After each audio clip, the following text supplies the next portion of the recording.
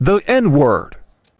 So question here for people. This is going to piss a lot of people off. First off, I want to say, this is my opinions, what I think about things. So don't anyone get pissed off and think they're going to say something to me. It's going to offend me and make me mad. It's not. I don't give a shit. It's my opinion, as is what you're going to say is your opinion. I want to know why African Americans use the N-word to each other. Not derogatory. They use it like, what's up, how you doing, They always say that. They're writing songs about it. They're in songs. They sing it. But yet the word is derogatory. Then why use the fucking word? I mean, do you hear white people, Hispanics, Asians calling each other, all these derogatory terms for their race? No. But I hear it from blacks. Why is that? Why is that? If a word offends you so much, why the fuck are you using it? Makes you ignorant. Let's go back in time to your great-grandparents who were slaves. Or say Martin Luther King. And they heard you use the N-word, how you use it in normal fucking conversation. Don't you think your grandparents would be just a tad bit, maybe lividly pissed off that a term that they were offended, that they were referred to in a derogatory term, you're fucking using your day-to-day while getting chicken nuggets? What the fuck is wrong with you? Stop using that shit. Stop using it. Make yourself look stupid. Last week, Northwestern had this concert with Lil Uzi Vert. He uses the N-word profusely, like a ton, and there was an email sent out to students who went to this concert saying, you don't have a right to use this word, which I 100% agree with. Like, as a white person, I don't have any right. I haven't, until reparations are paid, until there's some sort of giving back, there's no right. But what do you say to, I don't know what to do when I hear my friends using this word in a song. I don't know what to do when it's all the time. Words don't have meaning without context, okay? My wife refers to me as honey. That's accepted and okay between us. If we were walking down the street together and a strange woman referred to me as honey, that wouldn't be acceptable. The understanding is I have some sort of relationship with my wife. Hopefully I have no relationship with this strange woman. When I was young and I used to go see my family in Philadelphia where my dad was from, they will all call him Billy. His name is William Paul Coates. No one in Baltimore called him Billy, and had I referred to my father as Billy, that probably would have been a problem. That's because the relationship between myself and my dad is not the same as the relationship between my dad and his mother and his sisters who he grew up with, right? We understand that. It's the same thing with words within the African American community or within any community. My wife, with her girlfriend, will use the word bitch. I do not join in. I don't, say, hey, I don't do that. I don't do that. And perhaps more importantly, I don't have a desire to do it. You understand? A while ago, Dan Savage was going to have this show that he was going to call Hey Faggot. I'm not going to yell faggot at Dan Savage. That's not my relationship with the LGBT community. And I understand that, and I'm okay with that. I don't have a desire to, yell out the word, faggot. I just don't have that. The question one must ask, if that's accepted and normal for groups of people, we understand that, it's normal, actually, for groups to use words that are derogatory in an ironic fashion. Why is there so much hand-wringing when black people do it? Black people are basically, however you feel about it, they're not outside of the normal rules and laws for humanity. I had a good friend who used to have this cabin in upstate New York, which he referred to as the white trash cabin. He was white. I would never refer to that cabin. I would never tell him I'm coming to your white trash cabin. I just wouldn't do that. I think you understand why I wouldn't do it. The question one must ask is why so many white people have difficulty extending things that are basic laws, of how human beings interact to black people. And I think I know why. When you're white in this country, you're taught that everything belongs to you. You think you have a right to everything. You have a right to go where you, and you're conditioned this way. It's not, because your hair is a texture or your skin is light. It's the fact that the laws and the culture tell you this. You got a right to go where you want to go, do what you want to do, be however, and people just got to accommodate themselves to you. So here comes this word that, you feel like you invented. And now somebody will tell you how to use the word that you invented. Why can't I use it? Everyone else gets to use it. You know what? That's racism that I don't get to use it.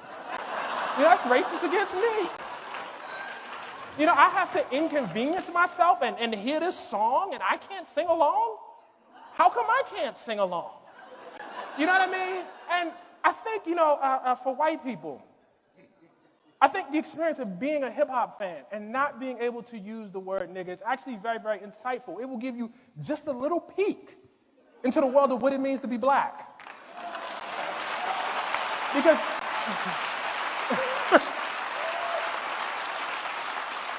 Because to be black is to walk through the world and watch people doing things that you cannot do, that you can't join in and do. And so I think there's actually a lot to be learned from refraining. Sheldon, little bootleg ass studio. What's the motherfucking deal, man? Welcome back to Sheldon's bootleg ass studio, where you come to kick it, vibe out, and shoot the shit with Sheldon. Listen, if you ain't subscribed to the channel by now, you doing myself and yourself a disservice. Go ahead, hit that subscribe button, hit that like button, and tap that notification bell as well. That way you are amongst those who are notified as soon as I release new content. Also, don't be shy, drop me some in the comment section where I can familiarize myself with you and recognize who you are as we are reacting to these videos or covering this news like we're doing today. And I appreciate each and every last one of my viewers, so if you drop me some in the comment section and I see it, I will respond to it. So you might just want to be on your best behavior, because if you's a troll, I will get on your dog ass. Indubitably. Video up today says recruit loses football scholarship after rapping N-Word, gets another offer. The offer is then rescinded. So if you haven't heard of this story, we have a football player by the name of Marcus Stokes, who was given an offer by the University of Florida, and he started rapping in a video by himself, and in the rap he used the N-word. They revoked the scholarship, and an HBCU gives this man a scholarship. After rapping the N-word, an HBCU gives this man a scholarship. And this is why we have no power in the black community. This is why we are looked at as a joke when we start trying to rise up and try to start sticking together, because then something like this always happens. You see, you got people in the Jewish community sticking together. It doesn't matter if something was incorrect, like Whoopi Goldberg. She didn't say anything offensive, or she didn't mean to say anything that was offensive. If she did say something that was offensive, what she said was something that was incorrect. Did that matter to the Jewish community? No. She was still convicted and had to serve her time. You see what I'm saying? Publicly. They took her off of The View for 2 weeks. She had to go on an apology tour. All of this good stuff. Kanye West, we all know what he's done. Then we got Kyrie Irving. All of these situations to where black people have said something and other communities have stuck together, you feel me, to bring punishment for those that they thought was doing wrongdoing. But here we have black people who've been shat on time after time after time, and then you turn around and turn the other cheek and forgive that quickly. God's still working on me. I don't have that forgiveness in my heart just yet. That quick anyway. Now, I do forgive, don't get me wrong, but you got to show me that you are worth forgiving. You got to show me that you have learned your lesson and that you are very sorry, that you are remorseful for what you've done, and that you understand what you did was wrong. Before I start apologizing, before I start forgiving an apology, you feel me? But anyway, let's go and jump up into this. Let's see what's going down with this situation right here. Hit that like button. Let's go and jump up in it. If you ain't fucking with my nigga Sheldon, nigga, fuck you. Yeah. All right, so according to Daily Caller, as you see, it says, recruit loses football scholarship after rapping N-word, gets another offer. The offer is then rescinded, right?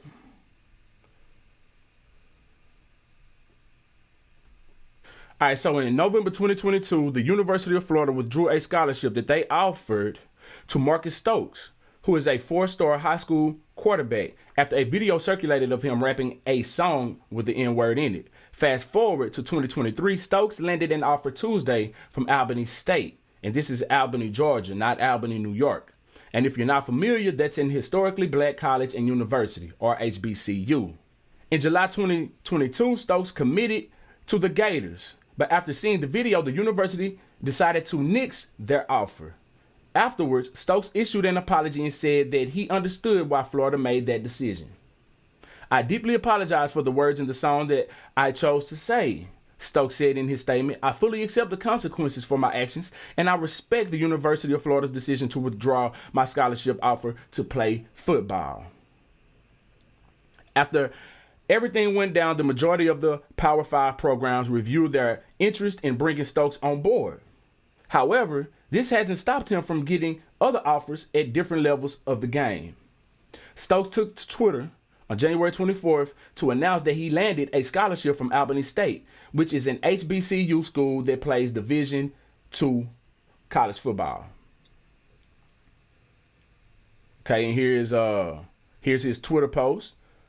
I'm gonna find my home that he reposted from Andrew Ivins, former UF commit and Elite 11 QB. Mark Stokes picked up an HBCU offer from Albany State on Tuesday. He is set to visit UWF later this week as he looks for a home. But that's not all. He actually landed a second offer from an HBCU school. It gets even better. Here's his post. Blessed to receive my first Division I HBCU offer from Alabama A&M University. Division I HBCU. So this is like a bandwagon effect. Once one do it, another has to do it. Albany State head coach Quinn Gray was reportedly forced to apologize Friday for making Marcus Stokes a scholarship offer, and it seems that the president of the school completely shut down the offer. You feel me? Now let's check out who Albany State head coach Quinn Gray is. All right. Let's check Buddy out. All right, so here we have Albany State head coach Quinn Gray, a black man. Yes, indeed. A black man who I assume has no respect for his own. Because why would you do such a thing? It doesn't matter how mild the situation is. This is a lesson that should be learned and that a lot of people need to understand. So you are setting a precedent by allowing this man to enter into a HBCU and fulfill his dreams as a football player after disrespecting a whole community of people.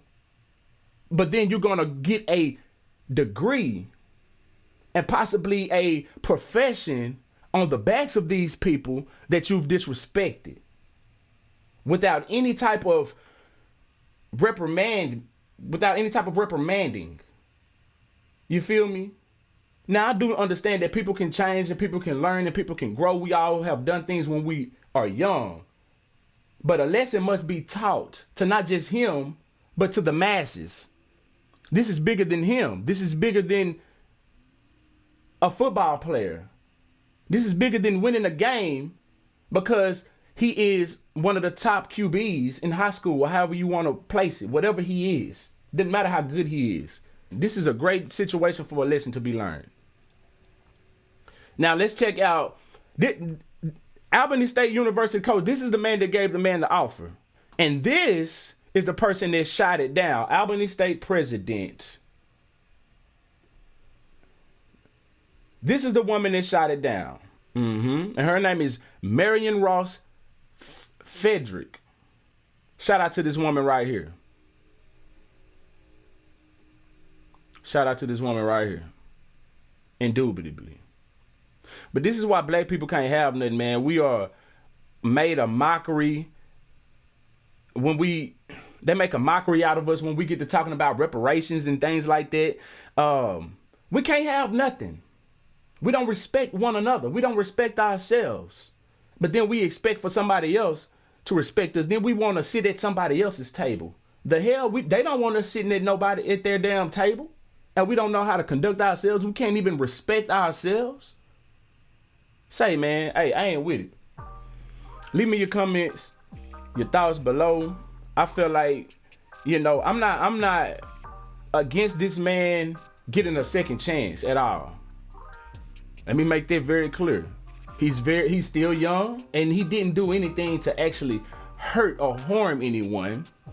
This just deserves a lesson. And the world is full of lessons. It's an unforgiving world out here. When you go out here into the real world, young sir, young ma'am, it's gonna be an unforgiving world. It's not like your parents. It's not like your family, when they coddle you. Oh no, the world is very unforgiving. And when you make a mistake, it may cost you more than what you bargained for. So you might want to learn from other people's mistakes as well. Take this as a lesson. This is a wise lesson to be learned. Anyway, until next time, I'm SheldonVybez. I really do appreciate you for vibing out. If you vibed all the way out to the end, make sure you hit that like button on your way out if you hadn't already. Do me a favor. Follow me on Facebook. Same name, SheldonVybez. No space in between. Until next time, I'm SheldonVybez. I'm gonna need y'all to be cool like the other side of the pillow. Stay light on your toes, like you're supposed. Oh yeah, no. If you ain't fucking with my nigga Sheldon, nigga, fuck you. Yeah. Oh God.